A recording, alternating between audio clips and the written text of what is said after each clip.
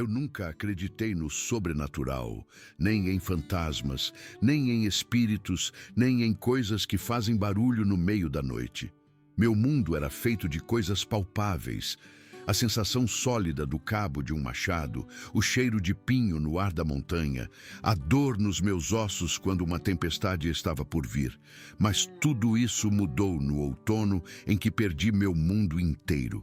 Minha filha, minha única filha, e seu marido morreram em uma colisão frontal numa estrada escorregadia pela chuva na montanha. No espaço de um único e estridente momento de metal e vidro, de repente, eu estava sozinho com a filha bebê deles. Apenas eu, um avô de 61 anos, com nada além de uma aposentadoria mixuruca do INSS, morando em uma cabana bem na base das montanhas, onde a civilização virava as costas. Eu estava me afogando no luto e não tinha a menor ideia de como ia sobreviver, muito menos criar uma criança. Mas outra coisa, algo além de toda compreensão, tinha planos diferentes para nós. Foi isto o que aconteceu. Era um outubro sombrio quando eles se foram. O acidente aconteceu em uma curva molhada e traiçoeira, logo na saída do vale. Num momento, minha filha estava dirigindo com sua família de volta para casa depois de uma visita de domingo comigo, o carro cheio do cheiro da torta de maçã que ela tinha feito. E no momento seguinte, uma van de entregas aquaplanou e cruzou direto para a pista deles. O policial rodoviário estadual, um jovem com olhos que carregavam pena demais, me disse que eles morreram na hora. Ele disse isso como se fosse para ser algum tipo de consolo, uma pequena misericórdia em um oceano de crueldade. A bebê, minha neta, sobreviveu porque estava no banco de trás, virada para trás em sua cadeirinha de segurança, protegida da violência, como num casulo. Ela tinha apenas 7 meses, jovem demais para entender que seus pais eram uma memória, jovem demais para saber qualquer coisa, exceto que o universo de repente havia se tornado um lugar mais escuro, mais frio e mais vazio. O conselho tutelar, uma mulher com o rosto cansado e uma pilha de formulários, perguntou se eu poderia ficar com ela. Claro, eu disse que sim. O que mais eu poderia dizer? Ela era minha neta, minha carne e meu sangue, o último pedaço da minha filha que restava nesta terra. Mas concordar em ficar com ela e saber como dar conta do recado eram duas coisas completamente diferentes. Eu criei minha filha, mas isso foi há 35 anos, quando eu era um homem jovem e minha esposa, que Deus a tenha, ainda estava viva. Agora eu estava sozinho, sobrevivendo com uma renda fixa em uma cabana que precisava de reparos que eu jamais poderia pagar. O aquecedor antigo batia e rangia, mal funcionando. As janelas deixavam entrar correntes de ar sempre que o vento soprava, e o inverno estava nos rondando, seu sopro gelado já descendo dos picos. Minha cabana ficava bem no fim da linha, onde a estrada municipal que recebia manutenção terminava e a verdadeira natureza selvagem começava. A maioria das pessoas ficava longe desta área. Diziam que era muito remota, muito longe das conveniências da cidade. Mas eu morava aqui há 45 anos e nunca tive nenhum problema de verdade. As montanhas sempre pareceram para mim uma companhia silenciosa e protetora. Eu nunca imaginei que elas se tornariam algo mais. As primeiras semanas depois que a bebê, minha pequena Lily, veio morar comigo, foram as mais difíceis de toda a minha existência. Todas as noites, depois que ela finalmente caía num sono agitado, eu chorava. Eu me sentava em minha poltrona gasta no escuro, o silêncio da cabana amplificando minha tristeza, e chorava pela minha filha, pelo marido dela, pela vida que esta bebê perfeita nunca teria com seus pais. Eu chorava porque estava apavorado. Apavorado por não ter dinheiro suficiente para fraldas e leite em pó. Apavorado por não ter energia para fazer isso sozinho. Apavorado por decepcioná-la, do mesmo jeito que eu sentia que tinha decepcionado todo mundo na minha vida. Novembro chegou e trouxe o primeiro frio sério. A temperatura despencou abaixo de zero e permaneceu lá. Uma geada teimosa e implacável que se instalou profundamente no chão. Minha conta de aquecimento dobrou, depois triplicou. Comecei a usar 4 camadas de roupa dentro da cabana e a manter Lily enrolada em um casulo de cobertores. Eu dava as mamadeiras, trocava suas fraldas e tentava fazê-la sorrir, mas por dentro eu estava sufocando. O luto era um peso físico, me destruindo de dentro para fora, e o pavor de não ter o suficiente era ainda pior. Então veio a noite que transformou tudo. Faltavam 3 semanas para o Natal. Uma chuva congelada, implacável, estava caindo, e o vento gritava pelas frestas das minhas janelas velhas como uma alma penada.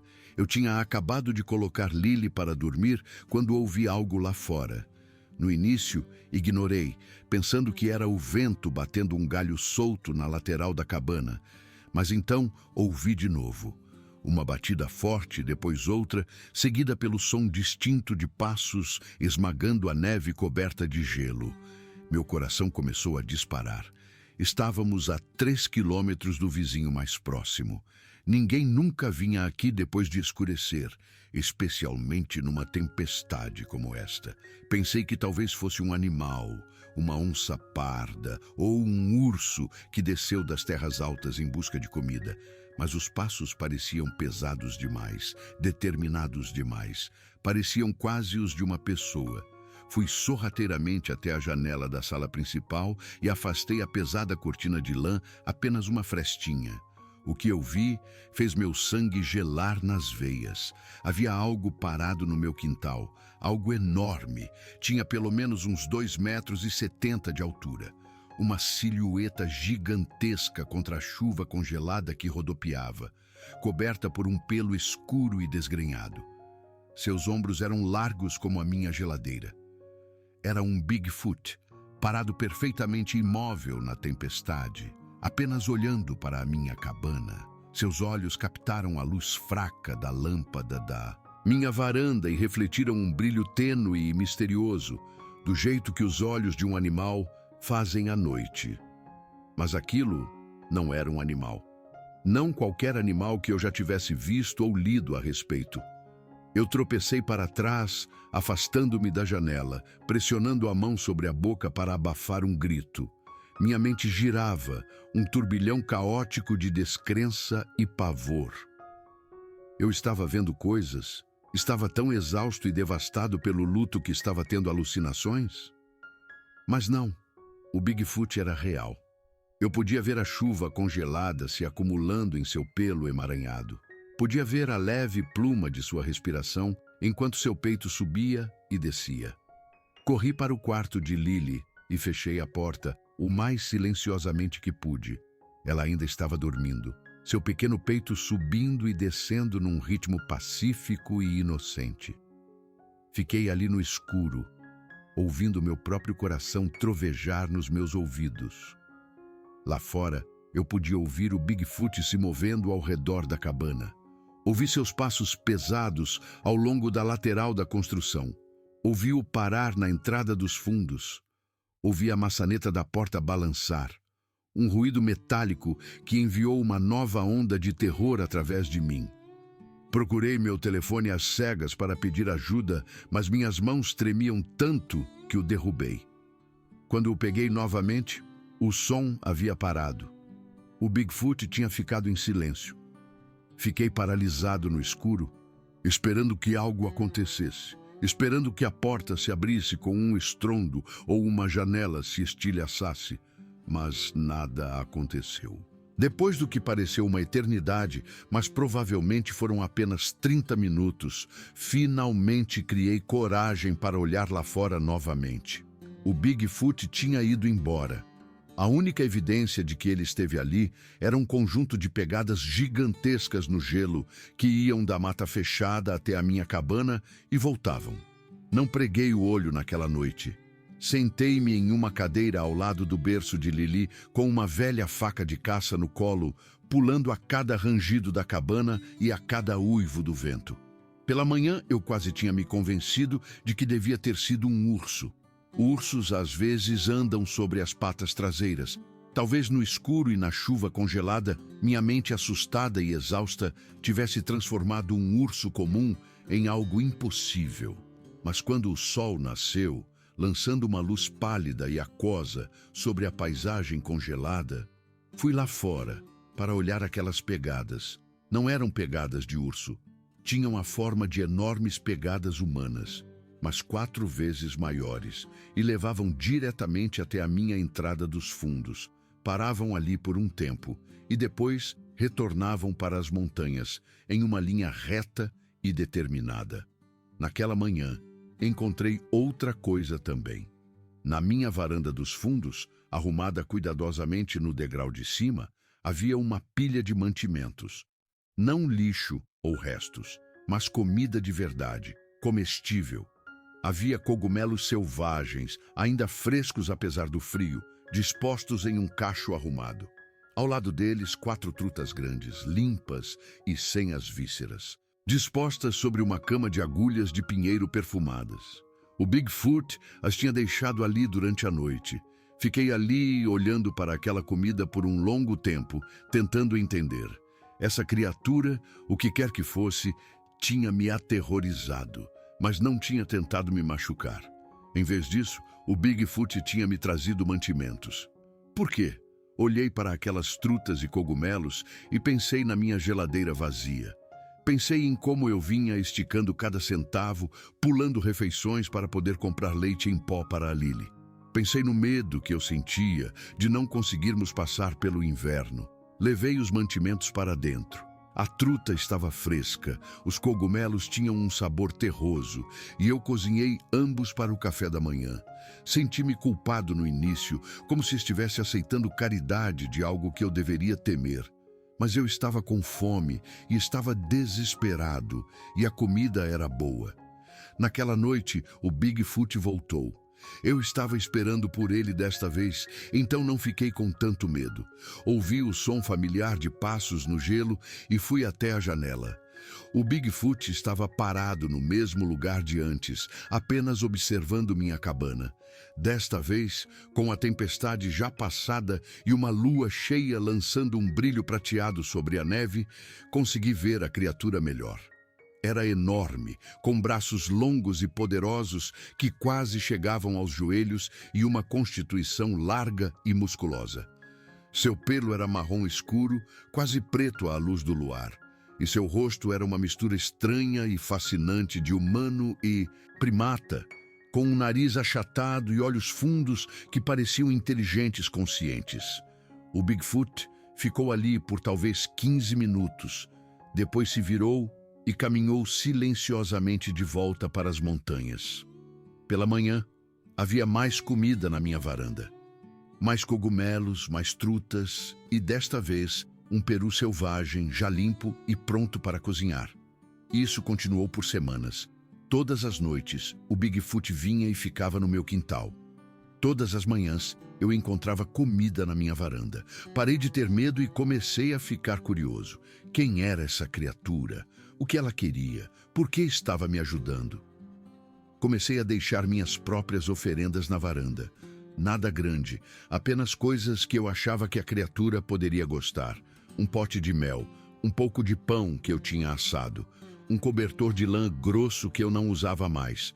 Todas as manhãs, minhas oferendas tinham sumido e havia comida nova em seu lugar. Tornou-se uma rotina silenciosa, uma troca estranha e sem palavras entre nós. Eu colocava algo, e o Bigfoot pegava e deixava outra coisa. Estávamos nos comunicando sem palavras, construindo um relacionamento baseado em presentes e gestos. Minha neta estava crescendo durante esse tempo. Lily já estava engatinhando, se apoiando nos móveis, fazendo aqueles sons felizes de bebê que quase parecem palavras. Ela tinha os olhos da minha filha, aquela mesma inteligência brilhante, aquela mesma curiosidade infinita sobre tudo. Vê-la crescer era ao mesmo tempo doloroso e lindo.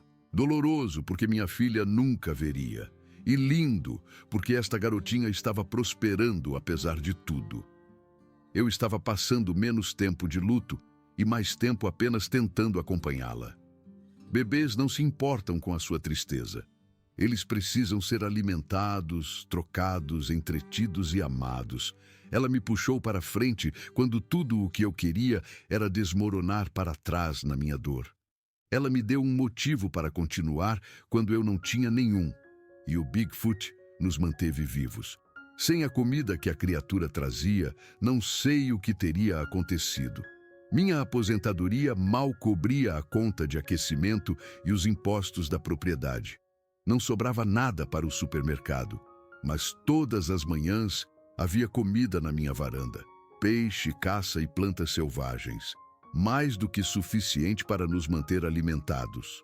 Aprendi a preparar coisas que nunca havia cozinhado antes. Aprendi quais plantas selvagens eram comestíveis e quais não eram.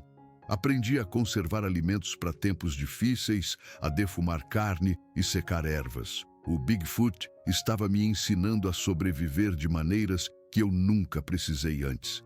Então, o inverno chegou com força total.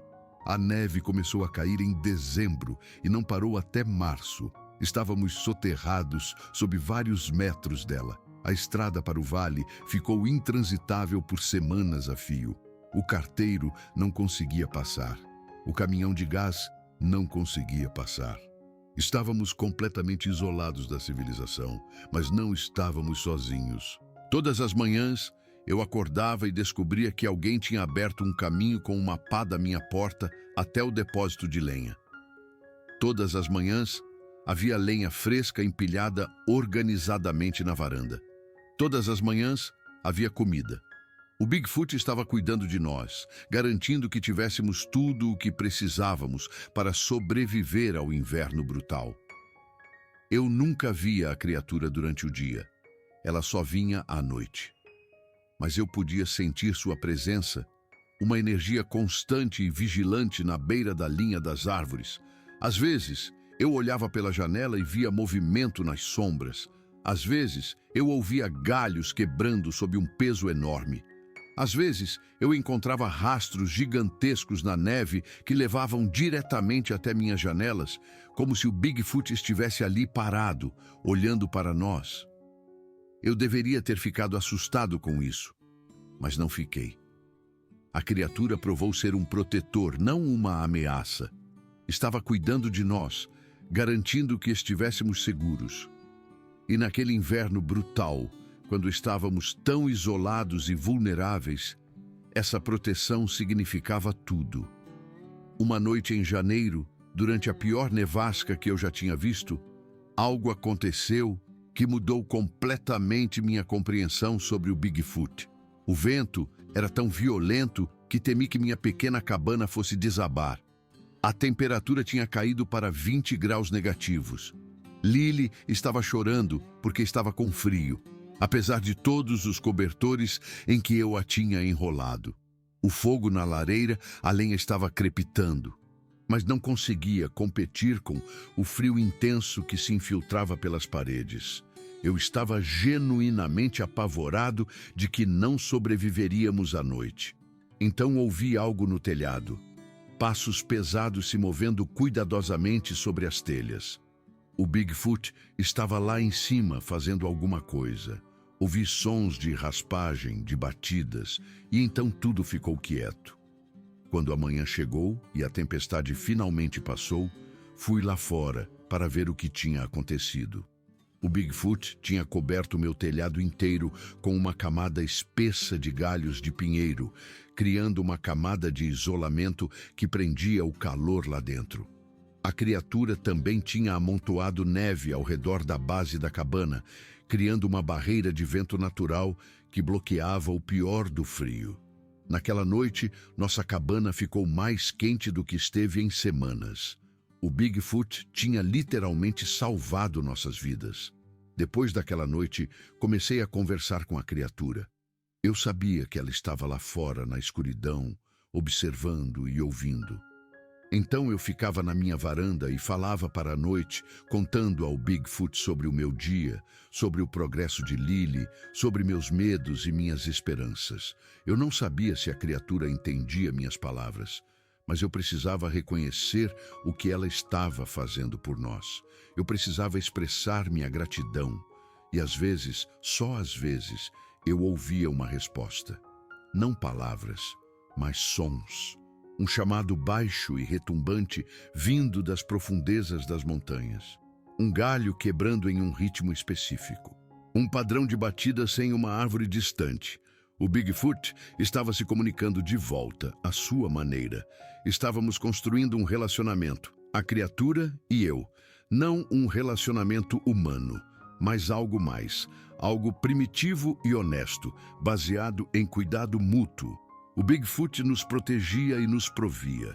Eu reconhecia a criatura e a tratava com respeito. Esse era o nosso laço. A primavera finalmente chegou, como sempre chega. A neve derreteu e a estrada para o vale se abriu novamente. As pessoas podiam passar agora. O carteiro, o entregador de gás, vizinhos verificando se tínhamos sobrevivido. Eles ficaram maravilhados por termos conseguido passar por um inverno tão brutal sozinhos. Perguntaram como eu tinha conseguido, um velho com um bebê numa cabana remota. Eu apenas sorri e disse que tivemos sorte. Não contei a eles sobre o Bigfoot. Eu sabia instintivamente que a criatura precisava permanecer em segredo. Se as pessoas soubessem, viriam procurá-la. Caçadores, cientistas e curiosos. Eles invadiriam estas montanhas e destruiriam a paz que o Bigfoot precisava para sobreviver. Então eu fiquei quieto. Minha neta tinha 1 ano agora, dando seus primeiros passos, meio bambus, dizendo suas primeiras palavras. Ela estava saudável e feliz, apesar das dificuldades que enfrentamos. E ela conhecia o Bigfoot. Ela o tinha visto através das janelas vezes suficientes para reconhecê-lo.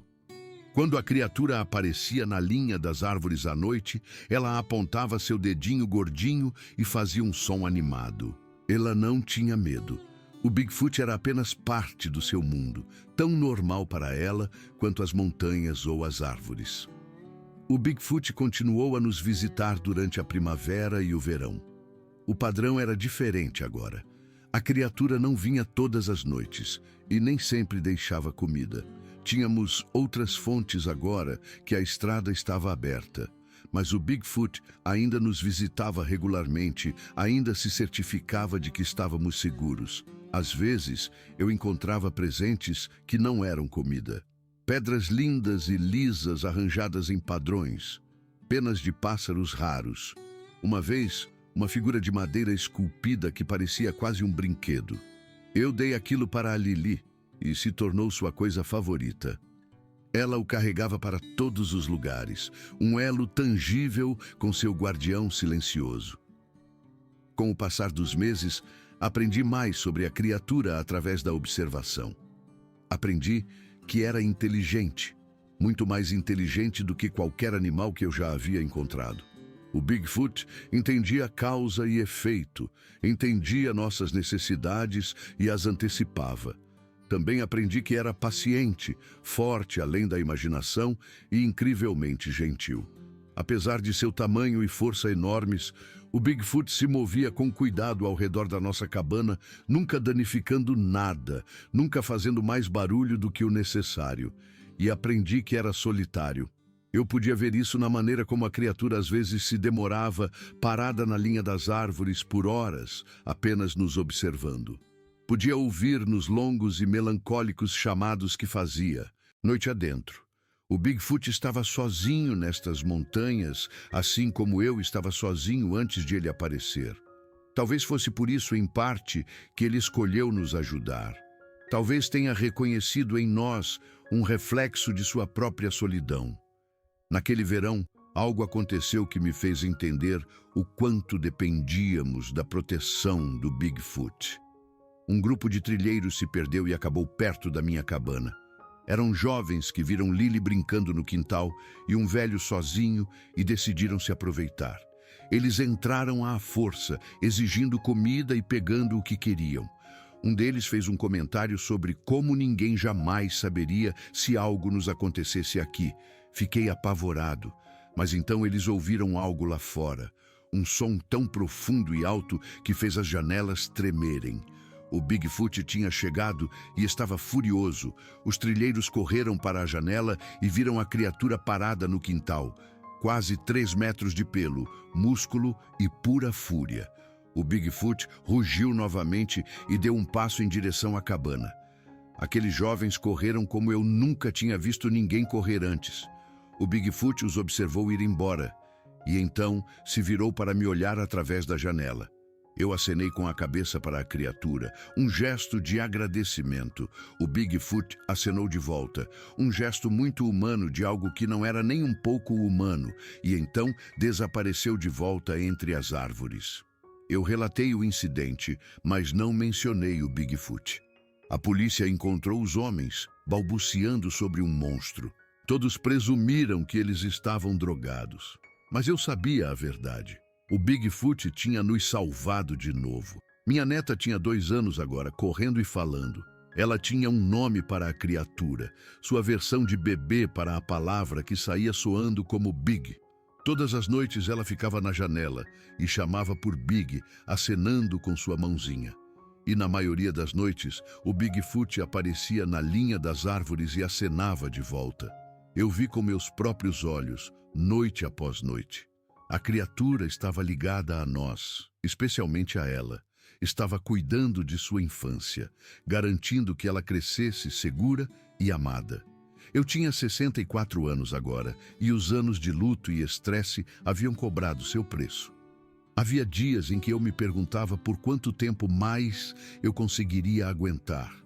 Mas então eu via o Bigfoot de guarda na linha das árvores, e eu me lembrava que não estava realmente fazendo isso sozinho. Naquele inverno, nosso segundo com o Bigfoot, foi mais fácil. Eu sabia o que esperar. Desta vez, a criatura começou a trazer diferentes tipos de presentes. Plantas medicinais que ajudavam com minhas articulações doloridas. Musgos especiais que eram bons para tratar cortes. O Bigfoot parecia entender que eu estava envelhecendo e precisava de diferentes tipos de ajuda agora. Minha neta fez 3 anos naquela primavera. Ela falava sobre o Big constantemente, me contando histórias sobre o que o Bigfoot fazia durante o dia. Ela dizia que o Big vivia em uma caverna no alto das montanhas. Dizia que o Big ficava triste às vezes, porque sentia falta de sua família. Eu não sabia se essas coisas eram verdade, mas pareciam verdade. Naquele verão, decidi agradecer ao Bigfoot apropriadamente. Peguei um dos meus velhos casacos de lã e passei semanas modificando-o, tornando-o muito maior para caber na estrutura enorme da criatura. Quando terminei, deixei-o na varanda com um bilhete que dizia apenas "Obrigado". Na manhã seguinte, o casaco tinha sumido, e naquela noite, quando o Bigfoot apareceu na linha das árvores, ele estava vestindo o casaco. A criatura ficou ali, sob a luz do luar, e ergueu uma mão gigantesca no que só poderia ser descrito como uma saudação. Senti lágrimas escorrendo pelo meu rosto. Os anos continuaram a passar. Minha neta se tornou uma criança. Ela entendia que nossa situação era incomum, que o Big era um segredo que precisávamos proteger. Comecei a escrever as coisas, documentando nosso relacionamento impossível para ela ter quando fosse mais velha. Eu tinha 68 anos agora, e o Bigfoot parecia entender que eu estava envelhecendo. A criatura começou a fazer mais coisas pela propriedade, consertando cercas, limpando árvores caídas, fazendo o trabalho pesado que eu não conseguia mais fazer. Nós éramos uma equipe, nós 3. Um velho, uma menina e uma criatura lendária. Uma noite naquele outono, algo extraordinário aconteceu. O Bigfoot emergiu da linha das árvores e caminhou em direção a Lily, enquanto ela brincava no quintal. A criatura se ajoelhou, tornando-se menor, e estendeu uma mão gigantesca para tocar gentilmente o topo da cabeça dela. Ela estendeu a mão e tocou a mão dele em troca. Eles ficaram assim por um momento, conectados. A barreira entre as espécies havia se dissolvido. Enquanto escrevo isto agora, já se passaram quase 9 anos desde aquela primeira noite de chuva congelada. 9 anos de milagres diários e amizade impossível. Lily tem 9 anos, é saudável e feliz.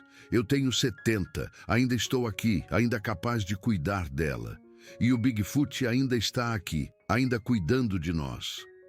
No inverno passado, a criatura nos trouxe outro presente, uma figura de madeira esculpida, maior e mais elaborada que a primeira. Era uma escultura de 3 figuras juntas, uma grande, uma média e uma pequena. O Bigfoot, eu e minha neta, de pé entre nós, com a mão dela estendida para tocar nós dois. O Bigfoot tinha criado uma escultura da nossa família. Não sei o que o futuro reserva, não sei quantos anos mais me restam, mas sei de uma coisa: recebemos um presente extraordinário. Tivemos a permissão de ver além dos limites normais do mundo. Experimentamos uma conexão que transcende espécies e lógica. E somos gratos além das palavras. Todas as noites, Lily ainda fica na janela e observa o Big. E todas as noites, nosso guardião aparece, uma promessa constante e silenciosa de que não estamos sozinhos. Esta é a nossa história, a nossa verdade, o milagre que nos salvou.